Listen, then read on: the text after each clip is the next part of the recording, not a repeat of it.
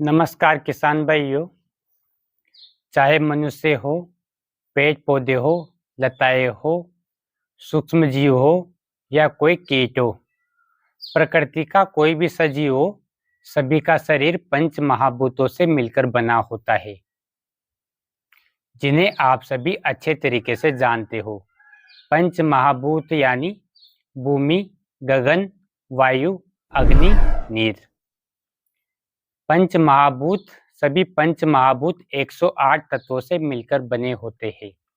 इस वीडियो में हम केवल खेती से रिलेटेड ही बात करेंगे।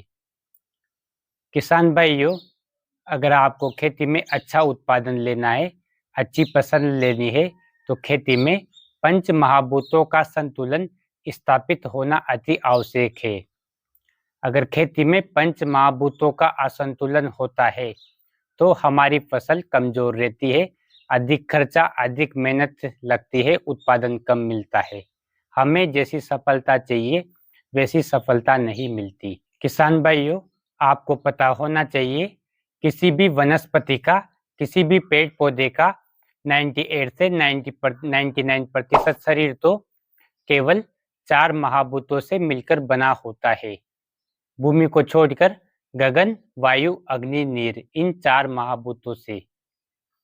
आप 100 किलो हरा चारा लीजिए, उसको आप अच्छे तरीके से धूप में सुखाइए, उसमें उसका वजन आपको मिलेगा। अच्छी तरीके से सुखाने के बाद 22 से 14 किलो, वो सुखाने की मात्रा पे डिपेंड करता है, आप उसको कितना अच्छे से सुखाते हो और किस चीज को सुखा रहे हो, उसके ऊपर डिपेंड करता है। 22 से 14 किलो बचता है, उसमें से जो उड़ा वो है 78% पानी, नमी, जो पेड़ पौधों ने मानसून के द्वारा, जल के द्वारा ली।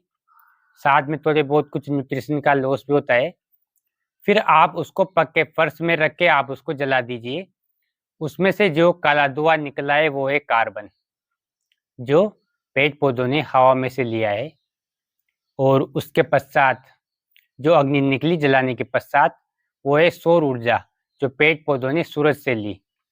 और साथ में ब्रह्मांड ऊर्जा भी उसमें से निकल जाती है, जो गगन तत्व के द्वारा यानी कि नक्षत्रों के द्वारा जो पेड़ पौधों को मिलती है।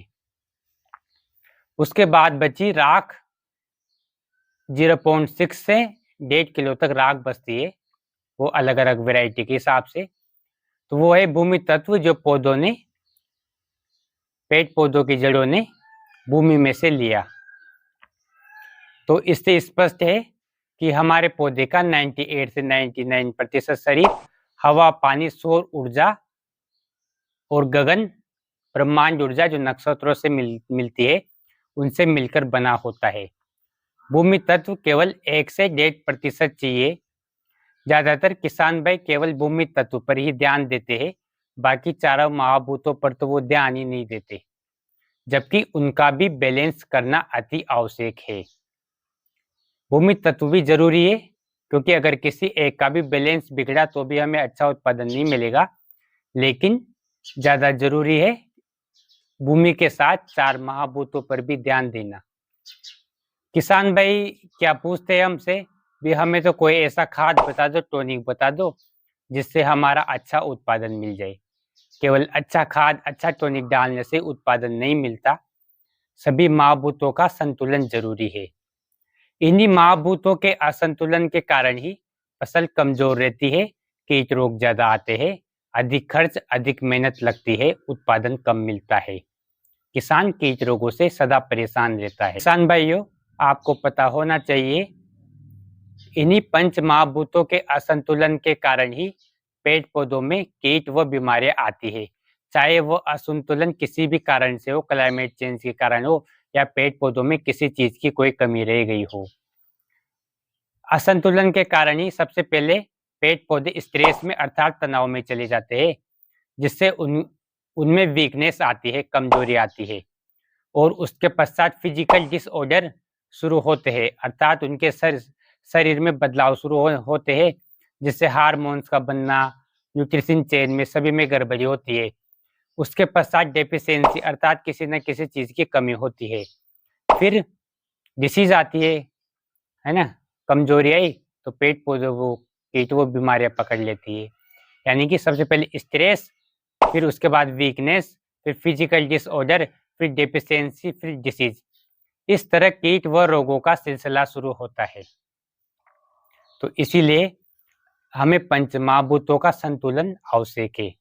कुछ उदाहरण से हम आपको और अच्छे तरीके से समझाते हैं। जैसे हम अग्नि तत्व की बात कर लेते हैं, जो सौर ऊर्जा सूरज से मिलती है। आपको पता है पेड़ पौधों के अंदर जो पत्ते होते हैं वह सूरज की रोशनी के द्वारा प्रकाश संश्लेषण करके भोजन बनाते हैं। जिस पत्ते को धूप नहीं मिलती, वो भोजन नहीं बना पाता, तो पौधा उसको क्या करता है, स्टोरेज में यूज करता है। और आपको पता है चोरों का अटैक कहाँ होता है, जहाँ पे गोदाम होता है, स्टोरेज होता है। और जिन पत्तों को धूप नहीं मिलती, वहां पे फंगस, वायरल और बैक्टीरियल, फफूंद जनित, विषाणु जनित और जीवाणु जनित बीमारियों का अटैक होता है। कीटों का होता है ये, साथ में इन बीमारियों का अटैक भी होता है। उसका कारण है क्योंकि जिस पौधे पर लगातार धूप पड़ती है, तो वहां पे लगातार एसिड और बेस बनते रहते हैं, जिसके कारण बीमारियां आसानी से पनप नहीं पाती।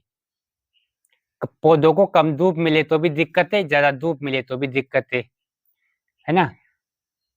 हर एक पौधों को उनका फिक्स है, किस पौधे को कितनी धूप चाहिए, कितनी छांव चाहिए। जैसे आपने देखा होगा आजकल गेहूं में उत्पादन में कमी आ रही है। कारण क्या होता है, बालियां बढ़ने के समय टेम्परेचर बढ़ जाता है, जिससे क्या होता है, दाने अच्छे से बढ़ नहीं पाते। और गर्मी में आपने देखा होगा अप्रैल मई में जब टेम्परेचर काफी ऊपर चला जाता है, 35 डिग्री से टेम्परेचर ऊपर होते ही पेड़ पौधों में प्रॉब्लम होती है। जमीन में से 40% कार्बन अनस्टेबल होकर उड़ने लग जाता है। सर्दी में आपने देखा होगा टेम्परेचर कम होने से कितनी दिक्कत होती है ना।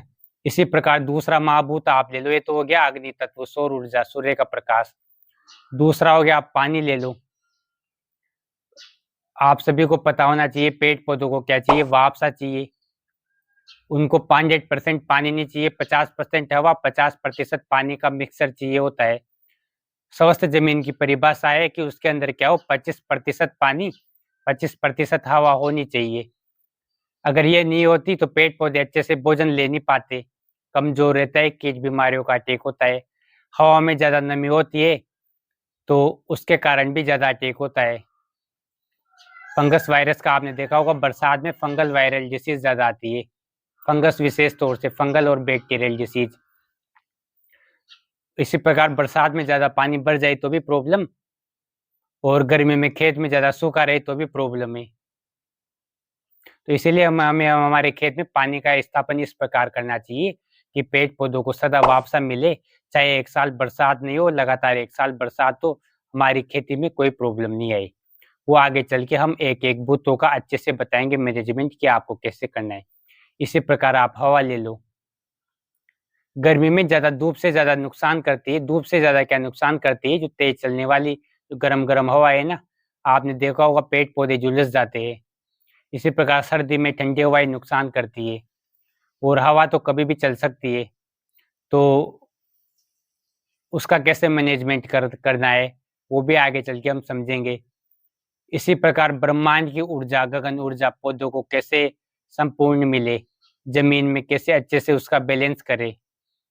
और भूमि तत्व जो 1-1.5% चाहिए, लेकिन वो भी बहुत जरूरी है, क्योंकि अब अपन को तो 100% उत्पादन लेना है। अगर उसकी भी आपने कमी रख दी तो वो भी आगे चल के हम खाद दवाओं के माध्यम से कैसे, प्रकृति के माध्यम से कैसे उसकी पूर्ति करें, वो भी आगे चल के हम समझेंगे। किसान भाइयों, अगर हम पंचमहाभूतों का अच्छे से संतुलन करते हैं तो खेत में हमसे ज्यादा प्रकृति काम करती है और हमें कम मेहनत लगेगी। तो हमें ऐसा मैनेजमेंट करना चाहिए कि ज्यादा प्रकृति काम करे, ताकि अपन को कम मेहनत करनी पड़े, कम खर्च में कम मेहनत में अधिक उत्पादन मिले। तो आगे चल के हम एक एक चीज को आपको ध्यान से समझाएंगे। आगे आने वाले वीडियो में एक एक महाभूत पर अपन डिटेल से चर्चा करेंगे।